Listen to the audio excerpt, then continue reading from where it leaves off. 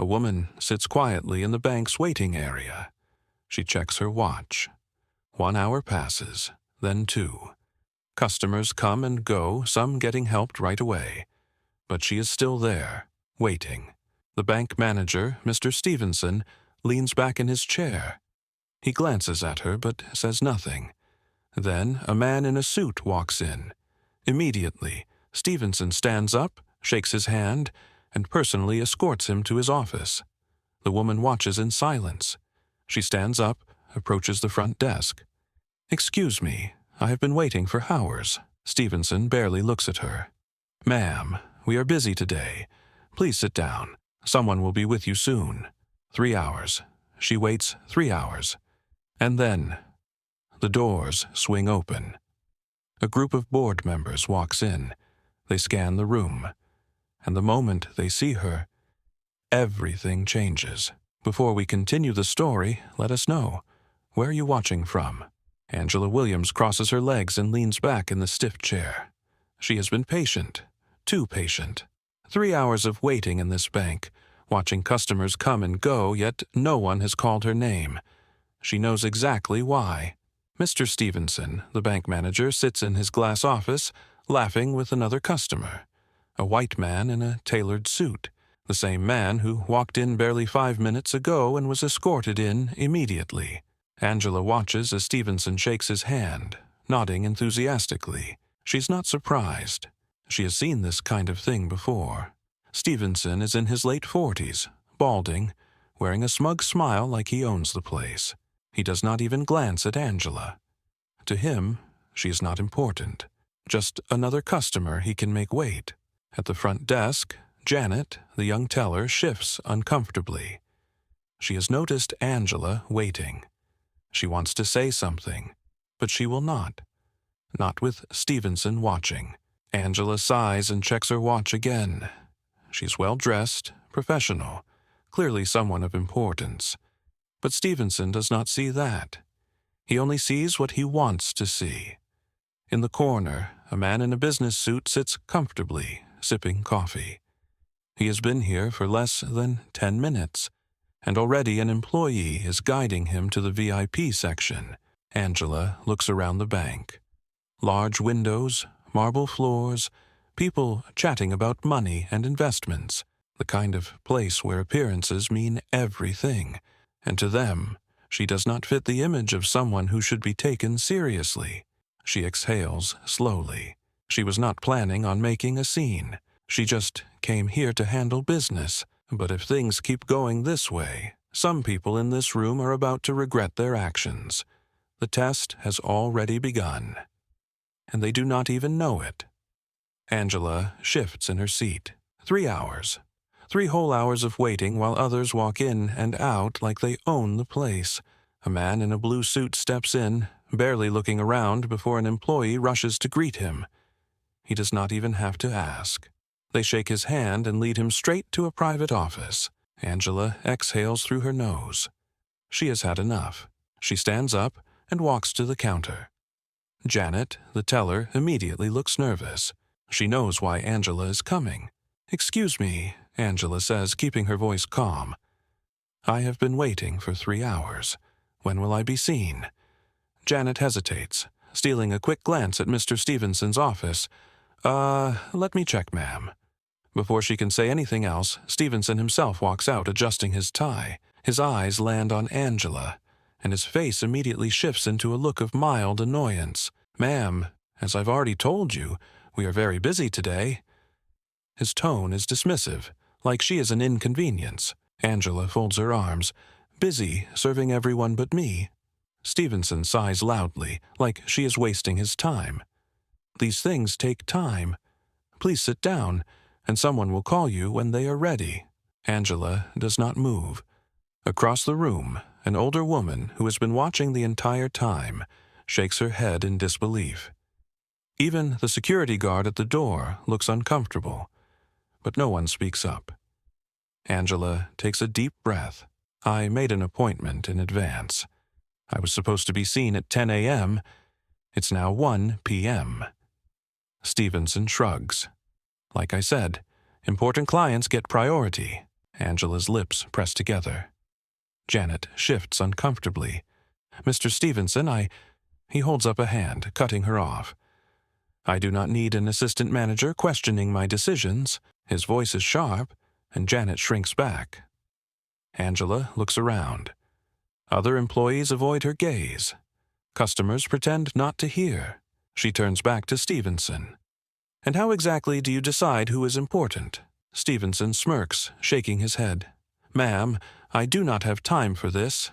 Angela stares at him for a long moment. Then she nods slowly. "All right." She turns and heads back to her seat. Stevenson watches her go, clearly pleased with himself. In his mind, he won. But Angela is not done. She picks up her phone and sends a quick text. Then she waits. 20 minutes later, the double doors at the entrance swing open. A group of men and women in tailored suits walk in. Their presence immediately shifts the atmosphere in the bank. Employees straighten up. The security guard stands a little taller. Conversations drop to whispers. Mr. Stevenson is already on his feet, his posture suddenly respectful. He adjusts his jacket, runs a hand over his tie, and hurries forward with a big smile. "Mr. Patel, what a pleasure to see you, sir." His voice is full of excitement, completely different from how he spoke to Angela. The man in the center, Mr. Patel, does not return the smile. His sharp eyes scan the room, then land directly on Angela. His expression hardens. Angela stands, smoothing out her blouse. The moment she moves, the entire bank watches. Mr. Stevenson follows Mr. Patel's gaze, confused.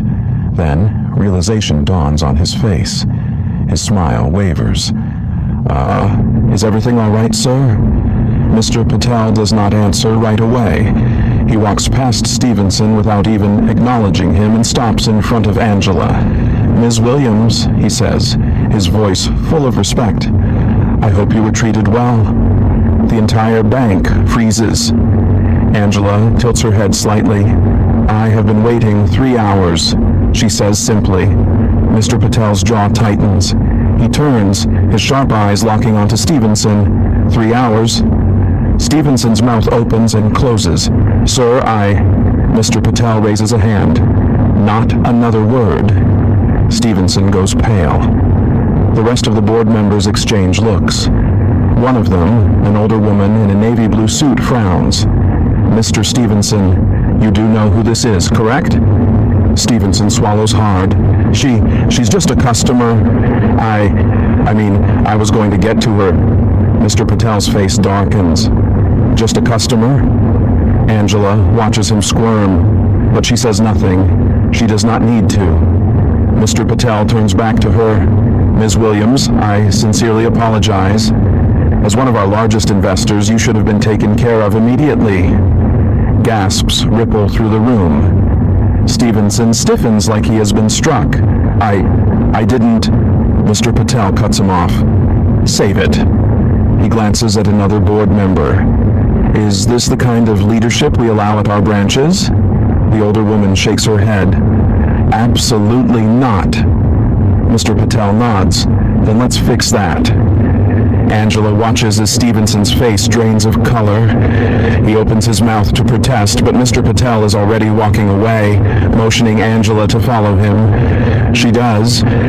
Behind them, the whispers begin. Stevenson is still standing frozen, his mind racing. He thought he had the power, but today, he just learned a painful lesson. The air in the bank is thick with tension. Every employee, every customer, every single person in that room has their eyes fixed on Mr. Stevenson. Just a few minutes ago, he was the most confident man in the building. Now, his hands tremble slightly as he forces a smile. "Mr. Patel, I can explain," he stammers. I didn't know she was..." Mr. Patel cuts him off with a sharp look. "Stop." His voice is calm, but the authority in it makes the entire bank go silent. Angela stays quiet, watching. She does not need to say a word. The weight of the moment is already crushing Stevenson. One of the board members steps forward, a woman with short silver hair and a no-nonsense expression. She adjusts her glasses, her eyes narrowing at Stevenson.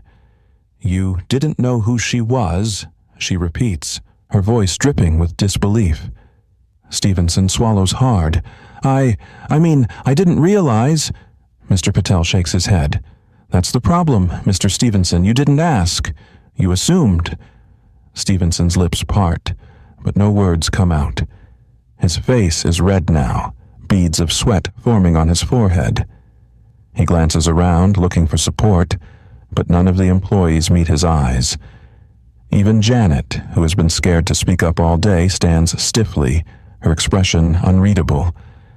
Angela finally speaks. "Mr. Stevenson," she says, her voice even, "I have a question for you." He looks at her, desperate. "Yes, ma'am?" She tilts her head slightly. "If I were a man in a suit, would I have waited 3 hours?" Stevenson hesitates. The truth is on his face, but he cannot say it. Not now, not in front of them. Angela does not let him answer. "And if I had been white?" The bank is so quiet you could hear a pin drop. Stevenson's mouth opens and closes, his usual arrogance, his usual confidence. It is all gone. Angela nods slowly. "I thought so." Mr. Patel exhales, shaking his head. This is unacceptable. The board members murmur in agreement. One of them, a man in a navy suit, crosses his arms. How many customers have been treated like this and never spoke up? Janet steps forward hesitantly. For the first time, she finds her voice. "It happens all the time," she says, her tone laced with guilt. "I see it every day, but no one does anything." A murmur ripples through the employees. Stevenson turns to them, panic creeping into his face. "That's not true," he says quickly. "I treat all my customers with respect." Angela gives him a long, hard look. "Do you?" The room waits. Stevenson breathes in sharply, his chest rising and falling fast. He knows there is no way out of this, no excuse that will save him. Mr. Patel turns to one of the board members. "I think we have seen enough." The silver-haired woman nods. "Agreed."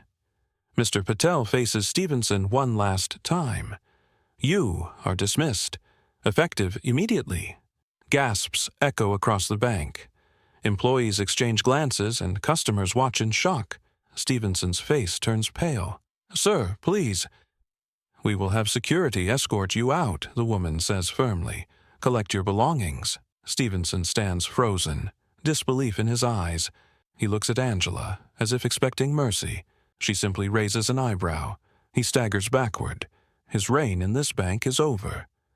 Angela turns to Janet, who is standing stiffly, eyes wide. "Janet," she says. Janet blinks. Yes?" Angela smiles slightly. "You were the only one who tried to help me today. How would you like a promotion?"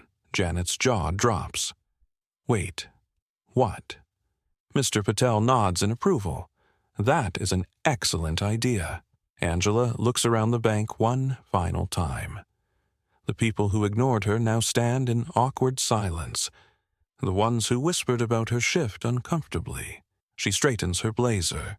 "This could have been just another day," she says, her voice carrying across the room. But instead, it became a lesson. She turns and heads toward the exit, her heels clicking against the marble floor. Behind her, the whispers start again, not about her, but about what just happened. Because today, power shifted in the most unexpected way. Stevenson stares at the floor.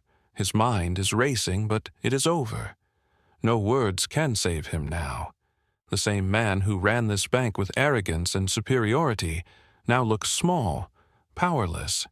Just moments ago, he dismissed Angela like she was nothing.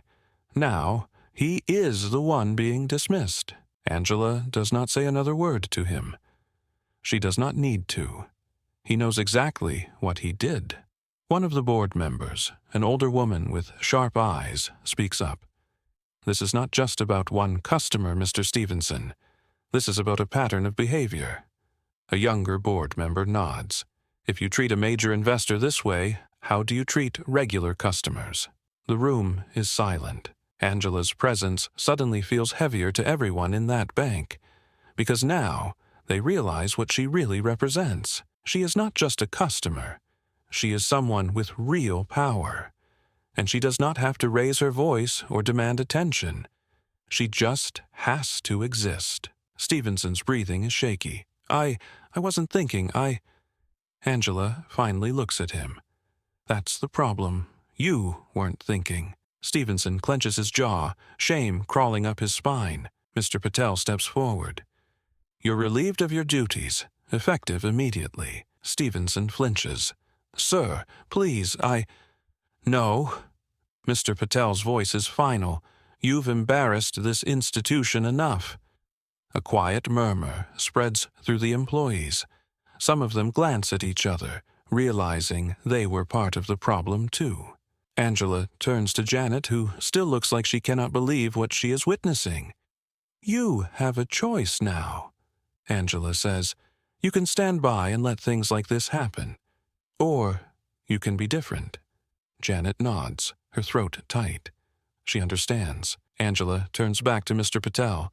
Thank you for your time. I hope this bank's culture changes after today. Mr. Patel nods. I can assure you it will. Angela takes one last look around. The same employees who ignored her, whispered about her, dismissed her. Now they look at her with wide eyes, realizing how wrong they were. Some will learn from this. Others will forget. But one thing is certain. No one in this bank will ever underestimate someone based on appearance again. As she walks out, Stevenson lowers his head. He knows this moment will haunt him for a long time. Angela does not look back. Today, respect was earned not by status, not by force, but by letting the truth reveal itself, and the truth was loud enough. Angela steps out of the bank, the sun hitting her face as she takes a deep breath. Inside, the air had felt heavy, thick with the weight of what had just happened. She does not turn back, but she knows everything in that bank has changed. Stevenson is gone. The man who had once strutted around like he was untouchable now has no title, no authority, no control. Just minutes ago, he dismissed her like she was beneath him. Now, he is the one dismissed. But this is bigger than him. Angela looks down the busy street, watching as people go about their day. How many of them have walked into places like that bank and been treated unfairly? How many have been judged not by their qualifications, not by their intentions, but by their appearance? She never expected today to unfold this way. She did not come here to prove a point. She did not come to start a battle. She came for business. But sometimes, moments like these come without warning. And when they do, you have a choice, to let them pass or to make them matter. She chose to let this moment matter. Inside the bank, employees are still whispering. Some stand frozen in shock. Others exchange nervous glances. No one expected this. Janet is still at her desk, gripping the counter. Her heart is pounding. She had known what was happening was wrong, but she had been too afraid to speak up. And now, that fear weighs heavier on her chest than ever. She looks around at her co-workers. Some avoid eye contact. Others pretend to be busy. But Janet knows they all saw it. They all watched it happen. And none of them did anything. For the first time, she wonders how many other customers have been treated this way. How many times has she stood by silently, choosing to follow orders instead of doing what was right? She thinks about Angela's calm patience, the way she never raised her voice, never lashed out, never demanded respect. She simply existed. And that was enough to shake the entire room. Janet takes a deep breath. She does not want to be part of the problem anymore. Angela walks toward her car, her steps steady, her mind racing. She remembers every moment of those 3 hours she spent sitting in that bank. Every sigh, every dismissive glance, every whispered conversation. She had felt the judgment in the air, the assumption that she did not belong, that she was not worth their time. And she knows this experience was not unique to her. There are people in cities all over the world who deal with the same thing every single day. They are ignored in meetings, overlooked in promotions, made to wait while others get priority. They are seen as less than simply because of how they look. Today, she had the power to expose it. But what about the ones who do not? What about the people who sit in that waiting area and never get seen at all? She glances back at the bank's glass doors. Through them, she sees Mr. Patel speaking to the remaining employees. His face is serious, his voice firm. Changes will be made. Policies will shift. And maybe, just maybe, things will be different. But she knows that real change does not happen in a single moment. Real change happens in the quiet, everyday choices people make. It happens when someone like Janet decides to step up and say, "This isn't right." It happens when employees stop looking the other way. It happens when respect is given freely, not just when someone holds power. Angela sighs. One small victory does not erase a lifetime of battles, but it is something. And sometimes something is enough to spark more. As she reaches for her car door, she pauses.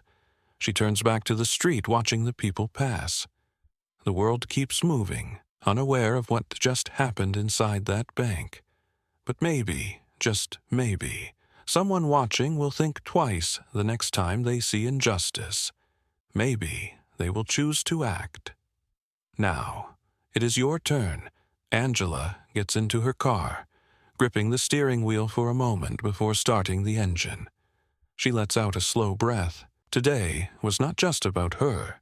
It was about every person who has ever been overlooked, ignored, or treated as less than. Inside that bank, a message was sent. A lesson was taught. Some will remember it. Some will not. But one thing is certain. Stevenson learned the hard way that power and respect are not about titles, but about character. The question is, how many others need to learn the same lesson? Angela may never step foot in that bank again, but she knows this situation will repeat itself somewhere else, with someone else. Maybe it already has. Maybe it is happening right now. Now think about yourself. If you had been there today, what would you have done? Would you have spoken up, or would you have watched in silence? Be honest. Drop a comment below. Have you ever been judged unfairly because of how you look? Tell your story. Let the world hear you. And before you go, remember this: respect is not something you give only to those in power. True respect is given when you think no one is watching.